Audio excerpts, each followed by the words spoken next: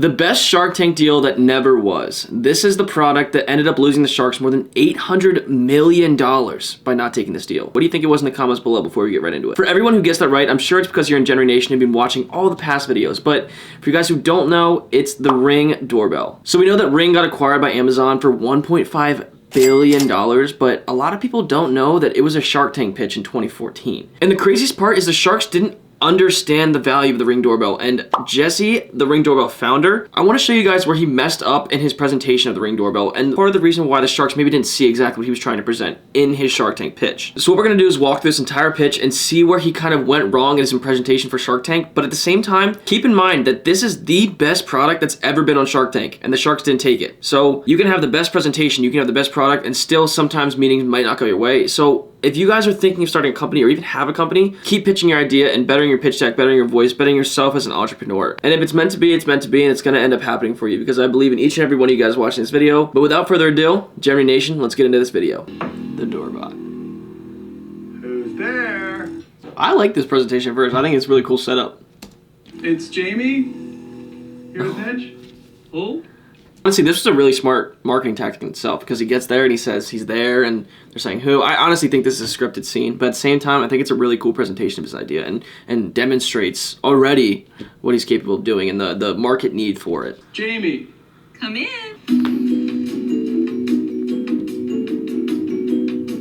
Sharks. Wouldn't it have been nice to know who was behind the door before you let me in? With my product, you can. My name is Jamie Siminoff. I'm from Los Angeles, California. My product is the Doorbot. I'm seeking $700,000 for a 10% stake in the company. So he's sitting on a $7 million company valuation right now for $700K for 10%. That's a lot of money. That's much higher average than the normal Shark Tank pitch deal. So that might have been part of the reason why he didn't end up accepting a deal from any of these sharks. But let's watch. Consumers are currently spending billions of dollars outfitting their homes with products that work with smartphones. However, one of the most ubiquitous technologies. The only thing is, like, he doesn't seem like he's a very outgoing and people person. He kind of seems like he's introverted almost, which it shouldn't hurt him in the pitch, but I feel like it could almost make them feel bored when he's talking. It could be a really cool idea, it could be really interesting what he's saying, but the presentation in itself is so important when you give a pitch to people like this that you can say the most interesting stuff in the world, but if you're not enthusiastic about it, people aren't going to listen to anything you say. The doorbell has not changed since it was invented in 1880 until now. Introducing the Doorbot, the first ever video doorbell built for the smartphone. Cool. With Doorbot, you can see and speak with visitors from anywhere. But I didn't invent Doorbot just to make our lives more convenient. It also adds needed security. Let me show you. Mark, let's just say this is your house in Dallas. I like the setup of this because in the grand scheme, if you went back and you were looking at this presentation here, this is the perfect setup of how I would do it. I would have the TV on the side so the sharks can see the exact presentation of the phone projected on the TV, which I think is what he's going to do. And at the same time, he has the setup of the house to show exactly what it would look like in the market. So I think this is a really good presentation of the fact that on the way that he did this. You'll see on the screen here that I'm projecting the Doorbot app from my smartphone to make it easier to see the demo. Now, just like a regular call, when someone rings the Doorbot, I like the sound too. You can see them and decline if it's someone that you don't want to talk to, or accept and say hello to your visitor. I think part of the reason he might have struggled too is like with the quality of the Doorbot here. I don't know if it's because it's projected from his phone onto the TV, but I don't think I would buy it solely because the quality wasn't very clear or 1080p or whatever it was. But I'm also very picky with the technology I end up getting. Think of it as caller ID for your front door. That was funny. Oh, we need to touch with Mr. Wonderful. That's cool. Doorbot guy. Hey, Mark. It's your good friend, Mr. Wonderful. I wanted to have you join me on this deal with Doorbot. I think we can get them to go all royalties, no equity. So for the people who don't know, when you make deals like this with venture capitals, you give an equity percentage. So what you have is shares outstanding when you make a company, and say he's the CEO and the founder. So he gets on 1 million shares, say if he has 80% of the company right now, he has 8 million shares, or 800,000 shares with 1 million shares total. And these guys would ask for 20% or 10% here for $700,000. So what would happen is they would give 100,000 shares outstanding to the venture capital for a percentage, and they would add on the $700,000 into it. That makes sense. Mark, we know that no real entrepreneur is going to accept that deal. That's also a really bad deal, which is why he made a joke out of it, because nobody would go royalties without equity. They just wouldn't give you any money. And now you can tell Mr. Wonderful to scram. And the best thing is you can do it without having to be face-to-face with him. Now, sharks, join me, and the next time you hear, it'll be... Now, who wants to be... That was funny, too. That was a good touch. It's just like he's very awkward, it seems, almost, the way he's doing it. To ring my bell. Jamie, what if you hit accept? You Then hit what accept, happens? then the light goes blue, and then you can talk to them. So your voice comes out of it? Your voice comes out of it. It's got a microphone and speaker, so it's two-way audio, one-way video. If someone came up and said, eyeball there, can they just take it off? Because all burglars ring the doorbell first. That's true. You know what, though, Mark? That's actually true. Burglars are not usually violent criminals. They want to see if someone's home. They want the opportunity to go into a house that does not have people in it. So it's actually true. People do ring the doorbell. It's very hard to remove. That was a good Also response to that question, too. That any customer that has one stolen, we will replace it for free of charge. And how much do each one of these units sell for? $199. So $200 for the doorbell. What are your costs to make it? $81.83 is our cost landed in our... It's good that he has it broken down to $81.83. So I think the specific reason he did that was he showed his profit margin and his cost of operations. If you can explain your cost of operations to make a product to a venture capitalist, they really like that. Because again, all the investors want is the return on their investment. They don't care anything about the product unless it's going to make them money. warehouse in the United States. And you sell it to retailers? So far, we've only sold direct on our own online store. We are launching with our first retailer in November, which is Staples. We launched 9 months ago. We've done, in aggregate, $1 million in sales so far. Good for you. $1 million in sales in 9 months is absolutely absurd. See, if I were one of the sharks, I would have a deal for them right away. And You've done in the $1 million last- so far? Wow. And the last month, we've done $250,000 in sales. Our sales have grown month over month. All online, Jamie. All online, all direct. Do you have any competitors? Currently, we do not have any direct competitors. When I say direct, we're the first video doorbell built for the smartphone. Now, there are other video doorbells out there that go to a panel. It's not two-way, so you don't have communication from that. You can just How see much who's there. does your Which now, competition cost? the lowest price camera would be, $50 to $100, up to thousands of dollars for some of these systems. But we're not trying to compete with the $100,000 systems that integrate cameras and everything in your home. It's smart how he completely bounced off that question, because I think they weren't grasping the overall concept of it, and it was really cool how he explained the fact that it connects to the smartphone. People like everything connecting to the smartphone now. That's what my product's gonna end up doing, which keep watching the videos, keep subscribing and checking out, because it's gonna come sooner or later on my videos when we finish all the patent stuff. It's really cool how he got off of that question, because I feel like they would have tried to dig into it and more about the different competitive systems. At the end of the day, he's not competing with any other systems. He's competing with the doorbell, and there's no other camera on the doorbell, so he's fine here. And I don't know if they're gonna realize that or not. That to me is a totally different market. What we're trying to do is disrupt that market to give that to everybody, to give it to my wife, who's at home, who's in the bedroom with my 5-year-old. I'm away, and at 8 o'clock at night and it's dark out, someone knocks on the door.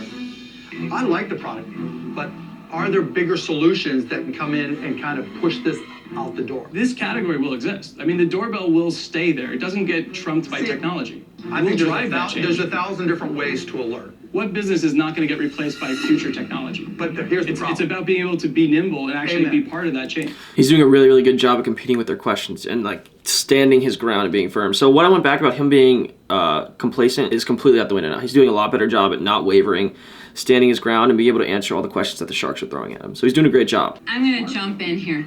I think that you have potential to do a lot more with this, but I'm not connecting to that this does enough at this time to distinguish itself as different from what else is out there on the market for the higher price point. And so for that reason, I'm out. We're not comparing ourselves to a cheap video doorbell that has a little tiny... No one's arguing the quality of the product. I like it. I think you're going to do great with it. But I've got to be able to say, you know what, when I jump in, I've got to add enough value that this company, instead of being worth $7 million, can be worth 80 million, 90 million. Little does he know, ends up being a multi-billion-dollar company. I just don't see that progression. Again, little does he know, it ends up being a multi-billion-dollar company. For that reason, I'm out.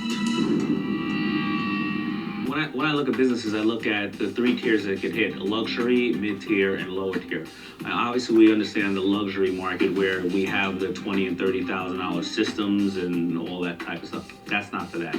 The mid-tier is the ADTs of the world that most likely will just add this to their services in some sense. I'm wrestling with where this goes in the market. Remember I went back to the other video of Mark Cuban talking about Pavlok? You see Mr. Wonderful always does this? It's a power move. He's getting ready to try and step on him and get him out of the tank. Just watch. Let's see how he does when Mr. Wonderful comes to the table. I'm out.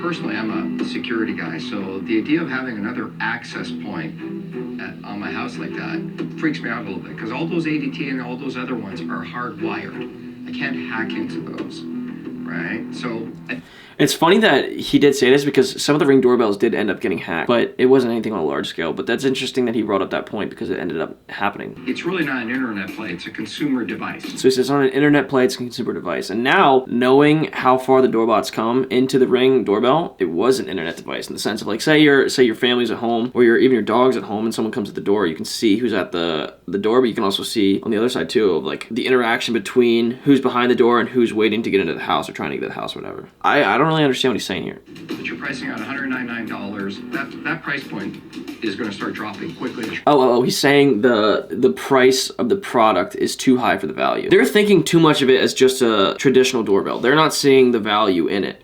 And I feel like he could have gone farther in on his pitch, which I'll talk about at the end of the video, of how to add to the value of the Doorbot, and maybe would have gotten him a deal. Or see where he's coming from here. For that reason, I'm out.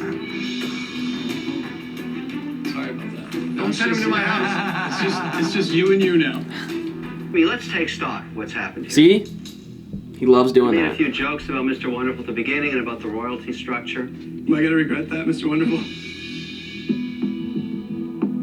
The only person left. Mr. Wonderful doesn't care about that at all. He probably thought it was really funny, but going back to this again, it's a psychological power move. He tries to have some sort of intellectual level up against whatever person's pitching to him. It's a psychological tactic for venture capital, it was pretty cool to spot it here, because I did say that he was going to have some sort of power move, right? That's what he uses his power move. But in hindsight, he doesn't care about the joke. He probably thought it was very funny. He's trying to see what he can do, and he can try and weasel a better deal for himself out of the person pitching to him because he can psychologically get them to waver. Mr. Wonderful.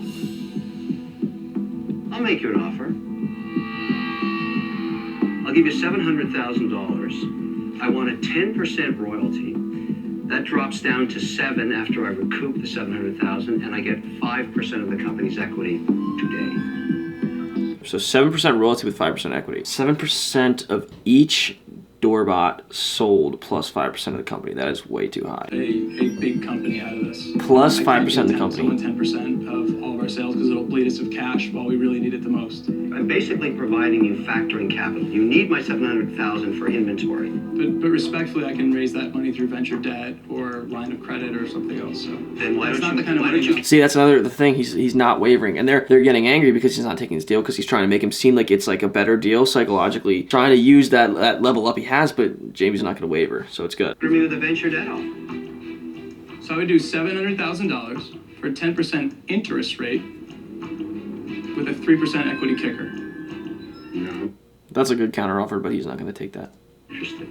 It's not commensurate with the risk I'm taking. Honestly, I do appreciate the offer, but at the same time, that money that you would be taking on the royalty, I need to reinvest back in this business. What's the difference between the interest and the royalty? The interest is cheaper. The interest I can get rid of. I can pay you back. So you don't like the royalty in perpetuity aspect? Absolutely. But I took the risk up front. I believed in you, the only shark I might add that did. 700,000 is a lot of money. It is a lot of money. Absolutely, it's a lot of money. A waiver. Okay, Jamie, it's that moment when I say you're dead to me. Because you don't want to take my offer. I made you a very valid offer, I think, under the circumstances. See, it's a psychological power move again. He's trying to say he's dead to him because he tried to get him on an offer that wasn't good. And long term, it wasn't good for him and the longevity of Ring Doorbell's company. So this ended up being a really good turn of events for Jamie. Respectfully, Mr. Wonderful, we're going to decline. Go kick some ass, Jamie. Thank you. Good luck, Jamie. Good luck, Sharks. And he left him a very good standing as well. That was the way he was very respectful about it, that he was just saying, I'm sorry, at this time we can't accept that offer because it's not coinciding with the standards of our company and our business and the best growth opportunity that we have. So he handled it like a CEO and he did a great job. Kevin, he was Hi. wavering. There was a moment where he actually considered it. I would have. See, this is where I went back to say he was wavering, and like that psychological power move. That's what I'm telling you. He tries to use his power moves on the people pitching and try and get them to break down so they'll accept the deals that aren't good for them. So again, it just shows how good Jimmy was at not wavering. Whatever happened to peeking through the window and saying go away? Mr. Wonderful gave us an offer for just royalties on the company, and I don't believe you can build a big company having one person take 10% of the sales for life. So my thoughts about the entire thing is I think it's really cool that we were able to see, first of all, the Shark Tank pitch and how the company evolved to what it is today. A $2 billion company that got sold to Amazon for over $1.5 billion after this. And it's funny because there's a video of Mr. Wonderful going back and... Mr. Wonderful, I was the only shark to make any kind of an offer. We didn't see eye to eye, and of course, like everybody else, when I saw the deal across the tape last night, I said, Ichiwawa caramba. I couldn't believe the price tag. Saying that not investing in the Doorbot or now the Ring doorbell was his greatest mistake in Shark Tank history, because he said that if he would have invested in this deal, he would have made over $800 million just off this deal alone. He would have been a multi-billionaire. And this just goes to show that you can't judge a book by its cover, and you have to see the potential in everything. Which also comes to my next point, that it makes no idea too small. He literally was just building off of the traditional doorbell and made a more modernized and ingenious version of it. And just because the Sharks didn't see the potential in it, there was tons of other people who did, which was the reason he was able to grow it to over a multi-billion-dollar company and sell it for $1.5 billion again. To wrap up the entire pitch, he did a great job at not wavering. Like I said, at the end, they were trying to talk to Mr. Wonderful and say, you almost got him to waver, like I said, throughout the entire pitch. He was trying to use that psychological level up he had on him to try and get him to waver into accepting a bad deal. And he held his ground, and he said no, and he walked away, which is why he ended up selling the company for so much money, and he was able to build and scale like he did today. And going back to what Jamie said at the very end of the video, you can't build a large company off of 10% royalties toward one person. That means that Mr. Wonderful will get 10% of every single sale of doorbell from now until the company was sold. And thank you guys for staying to the end of the video, General Nation. Make sure to subscribe, hit the like button, turn on post notifications, do whatever you guys gotta do to stay updated with the channel, because as you guys know, we're on the road to 100,000 subscribers. And who knows, maybe I'll be on Shark Tank one day and there'll be people critiquing me and my pitch. But until then, I'll see you guys in the next video.